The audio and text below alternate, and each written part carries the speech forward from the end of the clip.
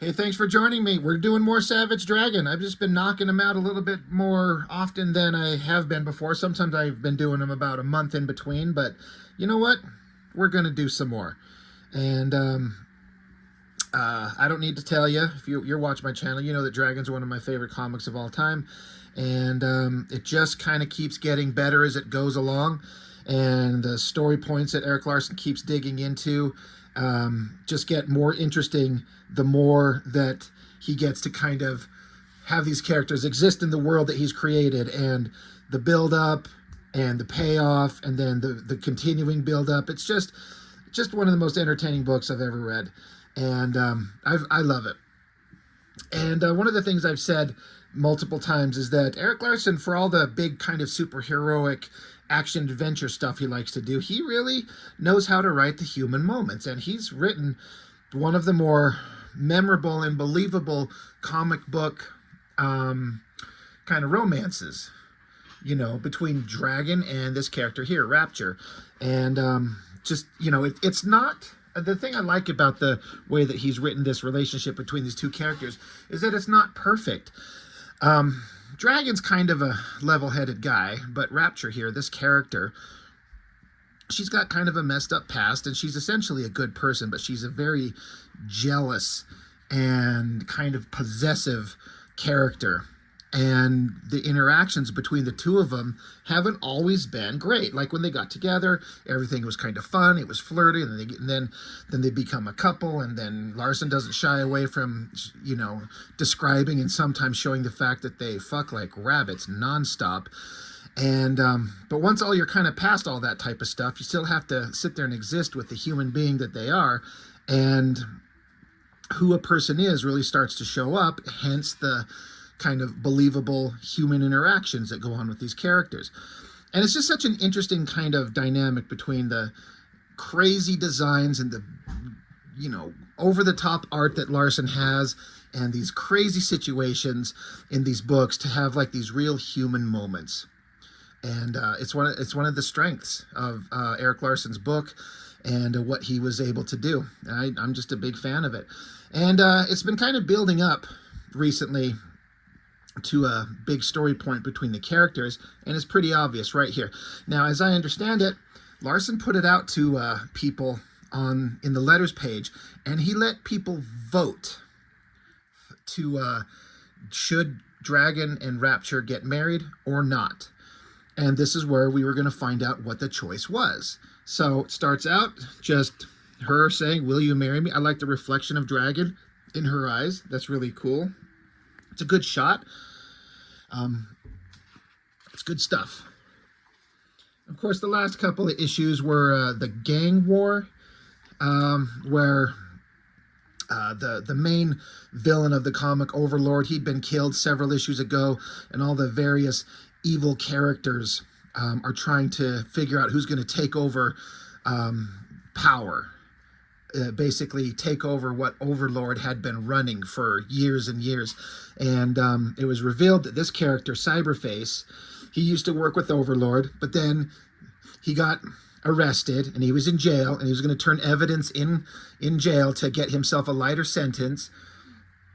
But then he was killed in jail, but then he was brought back to life, and now he's the one who's out there leading the charge to become the new leader of all the bad guys, to run the vicious circle. And then we found out at the end of last issue that he is being controlled by Horde, the character that's made up of just hundreds, thousands, I don't know, maybe, of these little slugs that can crawl out there, and they attach themselves to the back of your neck, and it's mind control. And Horde is controlling him. So there's lots of layers to this stuff.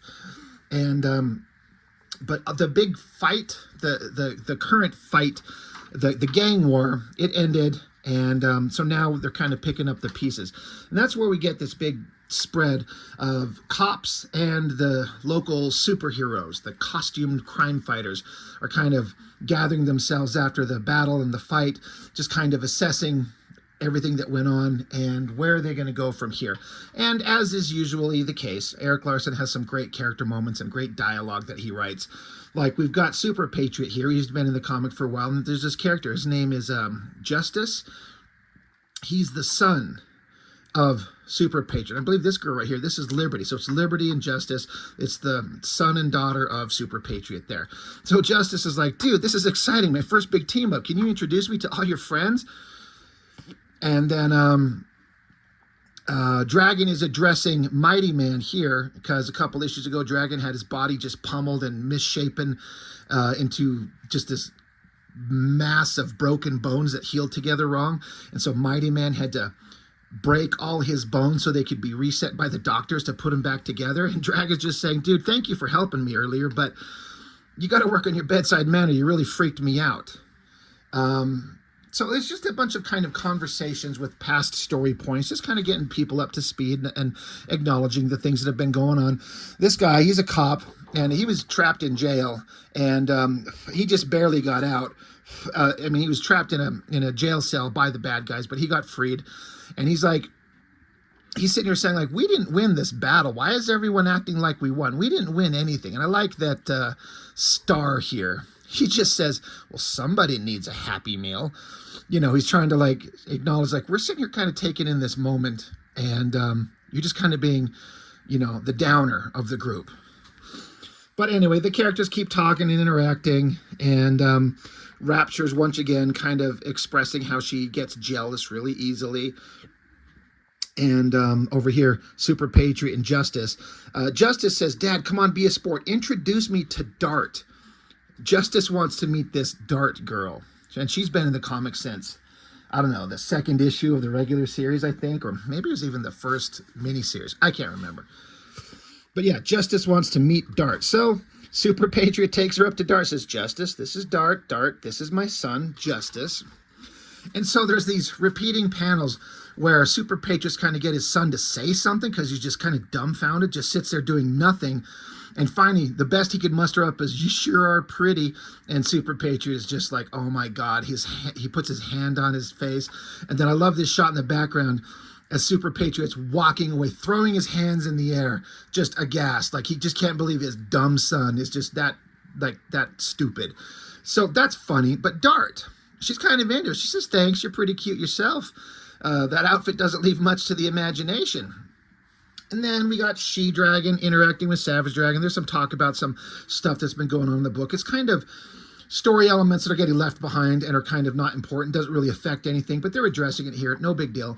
Once again, this page here, it's a reuse of pages from the Spider-Man run that Eric Larson did, where he's just taking pages, and I don't know if he's just recoloring them or tracing them. I don't know what he did, but to have this character, this Amanda Mills, who was saved by the dragon way back in the original Dragon miniseries. What issue are we on? 27? Yeah.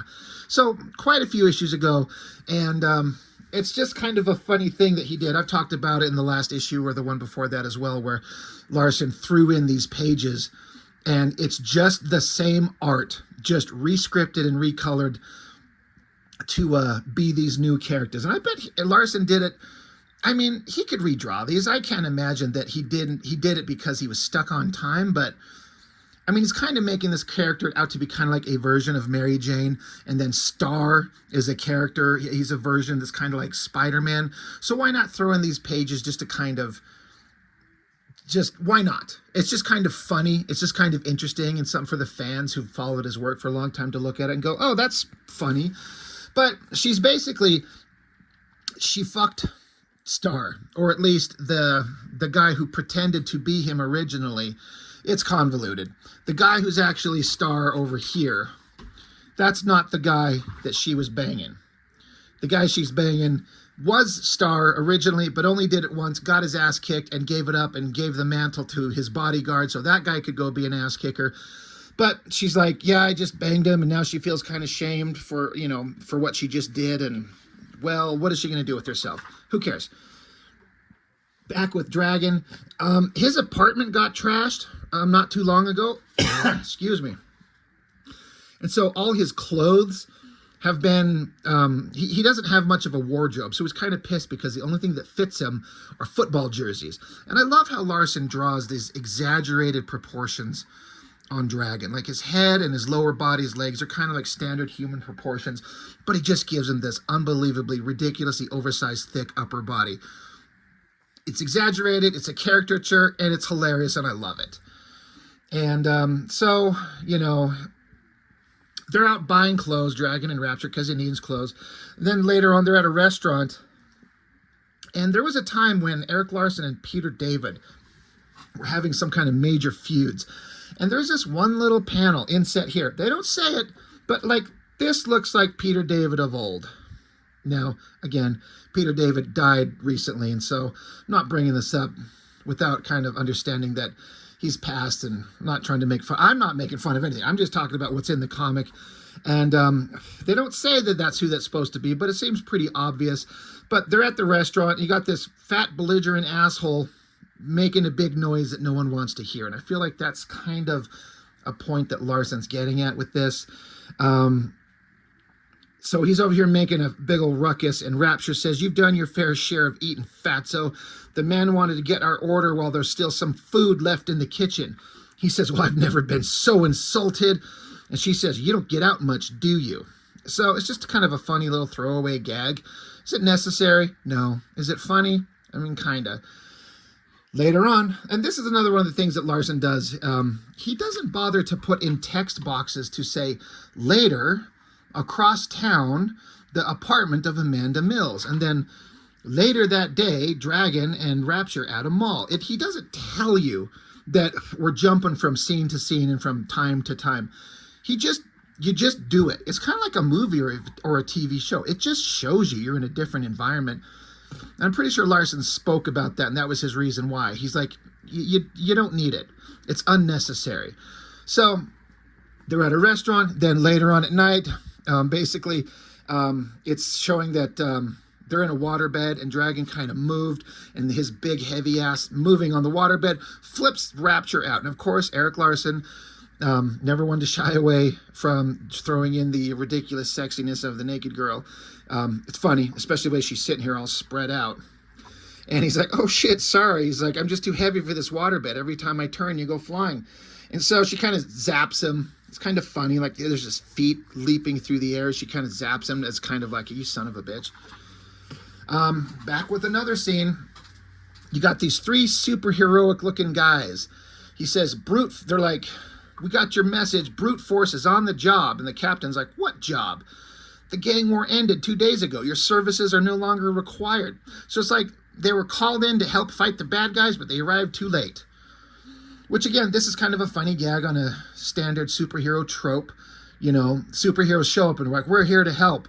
But what happens when they just show up and it's too late? They just didn't get there in time. They're like, "Well, anyway, well, let's just move along, you know." Back with Dragon.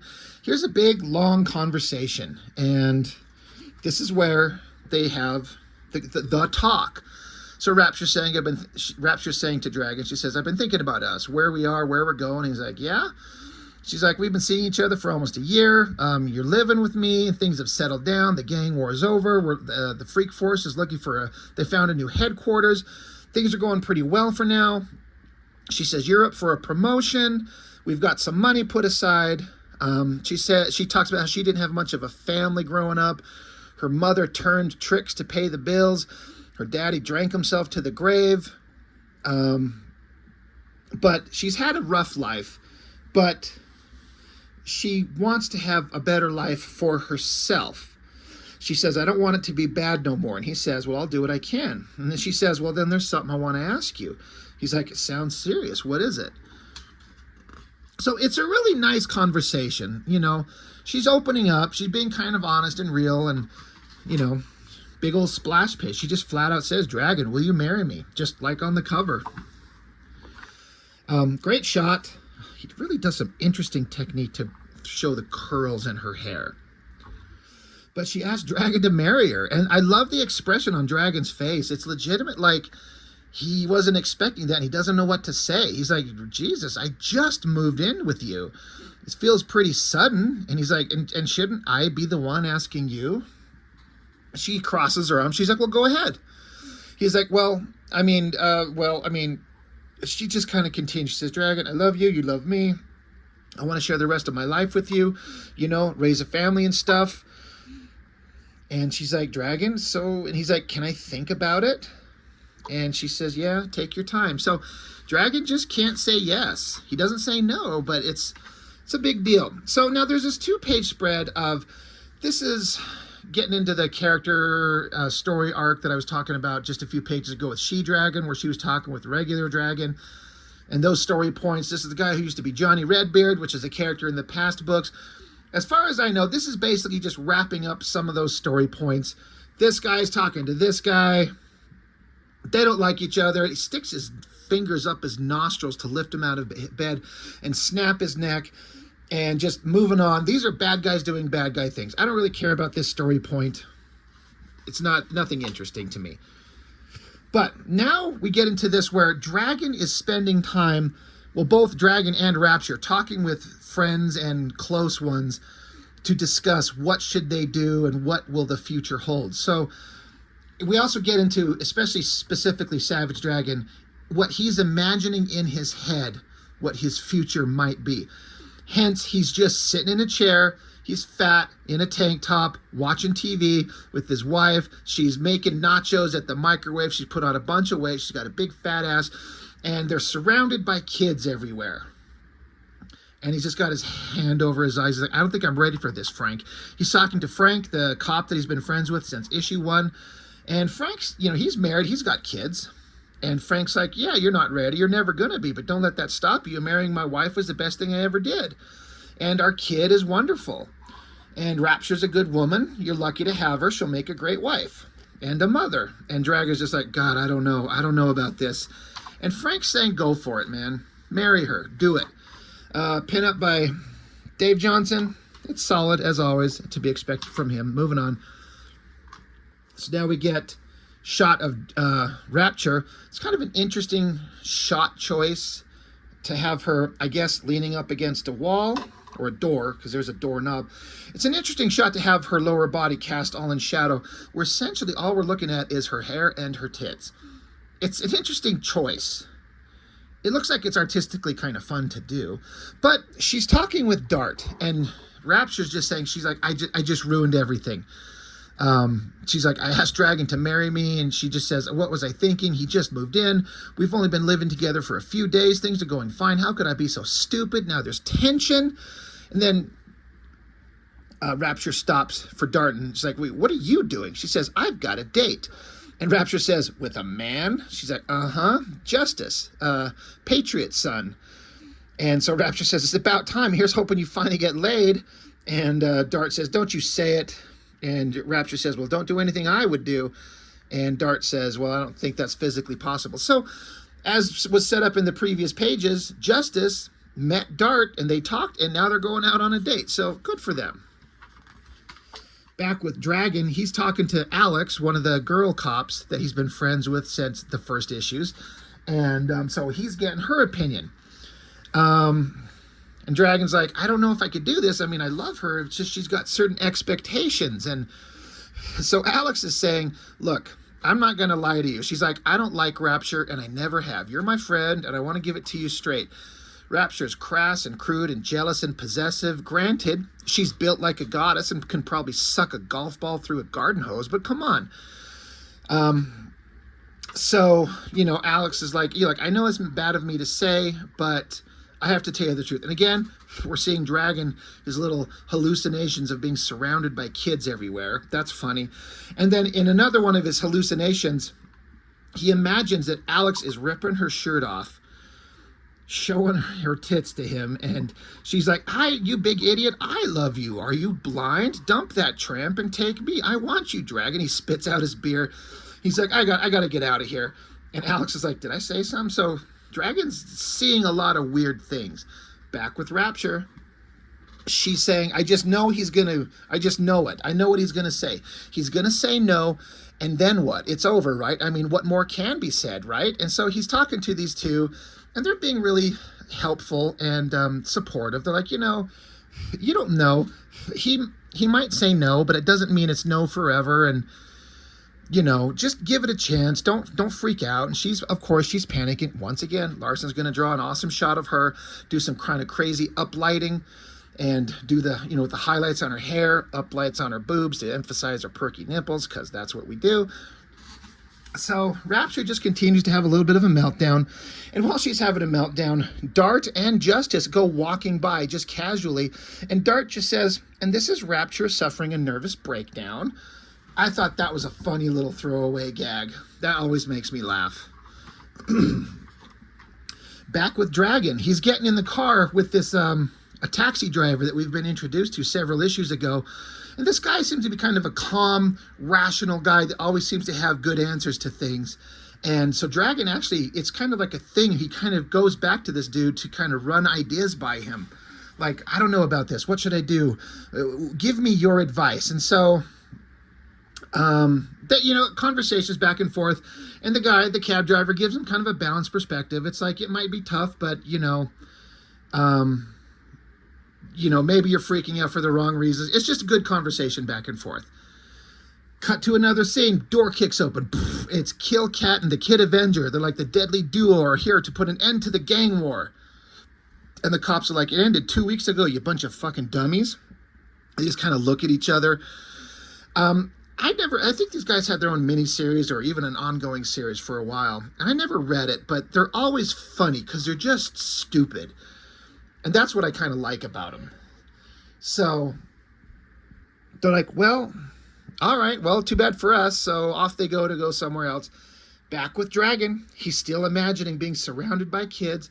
And he's got his cop buddy William here saying, hey, dude, Rapture's awesome. I wish some foxy chick would ask me to marry her.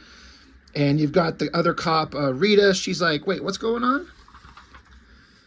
And Dragon says, Rapture asked me to marry her. And so again, another one of those hallucinations. Rita, who's like a 6 foot tall, super busty, super mega babe. Dragon's imagining her throwing herself at him. And she's saying, I want you, Dragon. I can't let you throw your life away on that whore. Take me, Dragon. Take me now. I'm burning with desire. So he has to shut his eyes and gather himself together. And he's like, wait, what? And then back with her in like real time. She's like, I said, you must be very happy. She's a sweet girl. So she's a very nice person. And both of them are saying, you know what? You should just try it. You should just go for it. Just marry her. Give it a shot. So now we cut back to the dark alleyway behind the apartment that they live in. Dragon standing out there. And Rapture and Dragon are going to have the conversation. He's like, Rapture, I can't. He says, you want to dream the perfect husband, perfect children, the beautiful house, the white picket fence and the tire swing in the backyard. I just can't give you that. I can't be the man you want me to be, the husband you want me to be, the father. I can't. I love you. I do, but I can't marry you. I'm not the man you want, and it just wouldn't be fair to pretend I am. There are things I just can't give you. So, Rapture kind of takes Dragon, because Dragon was on his knees and he was crying, and he, it's a sad thing. So like, come on, let's go inside. The bums are staring. What's interesting is way down here at the bottom, there is a little indication of Sam Keith's The Max. Right there, digging into garbage. And I think it's the next issue where Max guest stars in the Dragon. And you know that if you read that comic, I read several of them, wasn't my kind of thing, but Sam Keith does some great art. It's a weird comic and a weird character. And Larson does a good version of it. That'll be coming up soon. But anyway, they go inside and they sit alone in a room. And Rapture just says, Dragon. And he says, look, I don't want to leave. I want to be with you. I can't. Rapture says, Dragon, listen to me. I'm pregnant. And it ends on that note. Which is, of course, that's what's going to go on. And what do you do from there? Spoilers. I'm going to spoil several issues ahead. She is indeed pregnant. She will indeed give birth to a son. And that son is the star of the comic book today. This comic, printed in April of '96. This is the end of January of 2026. The son that is conceived here is the star of the book now. Eric Larson has the Dragon comic move in real time. And so, yeah, the Malcolm Dragon, he is the star of the book. Regular Dragon, he's dead, gone for a long time now. So, spoilers, this is kind of the indication of the future to come that Larson, I think he knew that's what he wanted to do. And that's where we're at. This kid, and there's a dramatic story about what happens, how he comes to be and what happens and all this craziness. But it starts right here. And that's the end of the issue. So yeah, Larson says here, he says, I put in a vote for everyone to be like whether or not what the answer to Rapture's proposal should be. Should they get married or not? And he says there were 258 yes and 266 no. So it was really close, almost 50-50, but no won. And he says, how will this affect the two of them? Only time will tell, but I've made pretty extensive plans to cover my butt whichever way the voting went out. So I like that. It's kind of a fun thing where Larson likes to involve his fans and just kind of let them kind of take part in the direction of the book. So that's it. You know, they've been together for a long time, and where is their relationship going to go? What's it going to be like? And when will we see Dragon punching crazy monsters in the face again? Well, soon enough. So Savage Dragon number 27, great book, as always. And that's all I got on this one. Thanks for joining me. I'll see you next time.